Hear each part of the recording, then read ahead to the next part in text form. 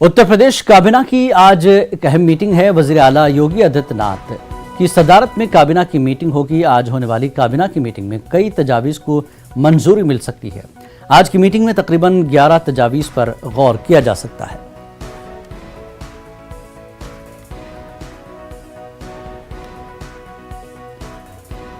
और मुल्क में कोरोना के नए मामलों में बतदरीज कमी दर्ज की जा रही है। ताज़ा आदादोशुमार के मुताबिक पिछले 24 घंटों में 15,528 नए मामलों की तस्दीक हुई है, जबकि इसी अरसे में 16,113 अफराद शिफायाब हुए हैं।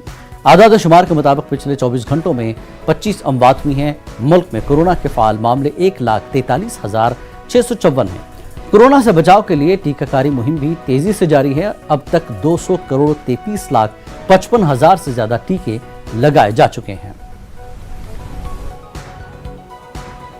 खबरनामे में फिलहाल इतना ही। आदाब।